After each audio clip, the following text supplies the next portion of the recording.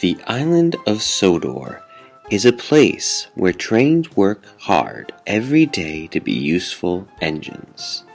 There are steam engines, and there are diesel engines. Sometimes these two kinds of engines do not get along. Thomas is the most famous of all the Sodor trains.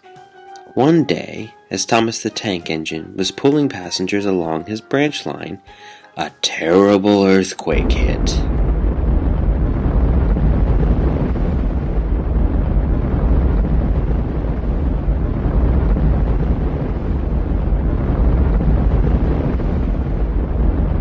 All over the island, the engines and the tracks were in disarray.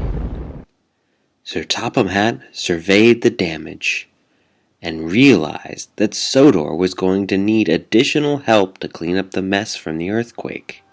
Sir Topham Hatt called his friend in Portland, Oregon, and he told him of the earthquake and that he would need additional help. His friend said he knew just the engines to help. Soon, 3 engines arrived by boat. Francis, Gabby, and Sophie. They were happy and hard-working engines. Francis and Gabby were steam engines, and Sophie was a diesel engine. Sir Topham Hatt quickly gave the engines their assignments.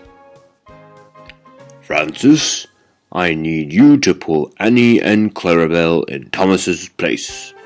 His branch line was the least damaged in the earthquake, and many children will need to get to school. Thomas, you will be pulling important medical supplies to the hospital for all the people who were wounded in the earthquake. Thomas was worried. He didn't like other engines pulling Annie and Clarabelle. That was his branch line, and he was worried that Francis wouldn't do a good job. Francis was delighted. He had never pulled a passenger car before. He couldn't wait to get to work. Gabby and Sophie, you will help with another very important job. You will help to bring the supplies for the construction of the bridge that was destroyed during the earthquake. Gabby and Sophie were excited to have a job together. Back home, they always worked together as a team. They were best friends. All 3 engines were eager to get started. The next day, the 3 visiting engines went off to work. Francis happily pulled along Annie and Clarabelle. Gabby and Sophie pulled important supplies to the bridge construction site. Most of Francis's day went on without any problems at all. Then, when Francis was taking the children home from school, Thomas came across Francis.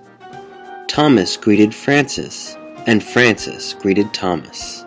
After departing, Francis went on to finish taking the passengers home. Thomas finished his work and turned around. He decided to follow Francis and make sure he was doing a good job with Annie and Clarabelle. Thomas hid under the tunnel and behind some trees. Francis is going way too fast, thought Thomas. Thomas decided to confront Francis. He waited on the tracks ahead. As Francis pulled up and came to a stop, he saw Thomas. Thomas, why are you following me? You supposed to be working? Thomas said, Francis, I've been following you. I wanted to make sure that you were doing a good job pulling Annie and Clarabelle. Francis was confused. What do you mean, Thomas? No one knows how to pull Annie and Clarabelle like I do. You have to go at just the right speed, not too fast and not too slow. And certain parts of the routes have sharp turns.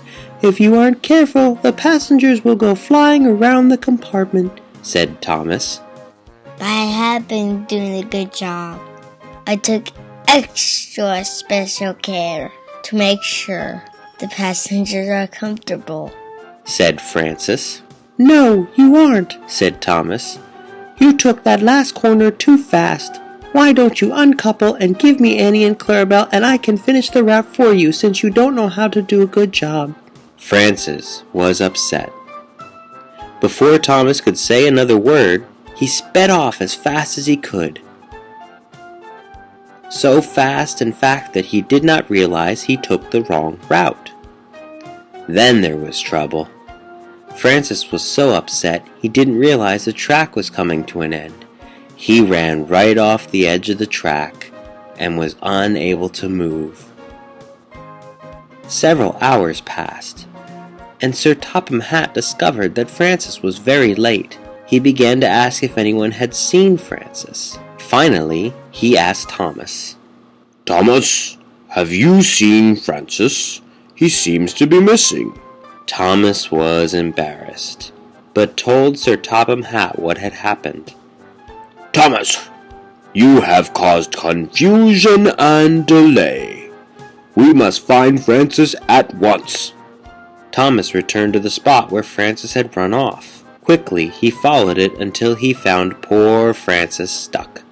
"Francis, I'm so sorry. This is all my fault.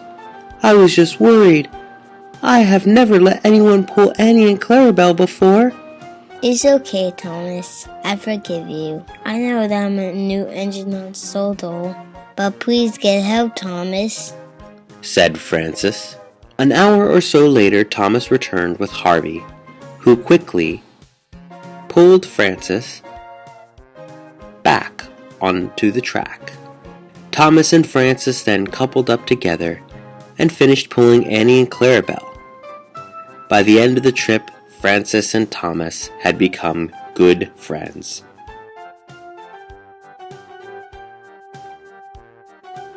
Gabby and Sophie were working on the bridge project with James, Emily, and the Diesels.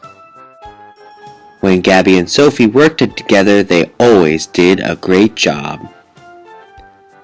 However, when they worked apart, there was trouble. Steamies were mean to Sophie. Diesels were mean to Gabby, biffing and blocking her and making it hard to do her work. At the end of the day, both Gabby and Sophie went back to their shed, and they were sad. "I don't know why. All the Diesels pick on me. I don't know why. The Steamies pick on me. Why don't all these engines just work together?" said Gabby. "It seems silly if they can't get along." Sophie agreed. "We have to teach them together, just like at home," said Sophie. The next morning, Sophie and Gabby worked hard together. They wanted to show how Steamies and Diesels could get along and do a good job together. But instead, the other engines just ignored them. They biffed and bashed each other. Then there was trouble. When Emily bashed Airy, they both went flying off the track. Luckily, Sophie saw what happened. "Gabby, come quick. I need your help."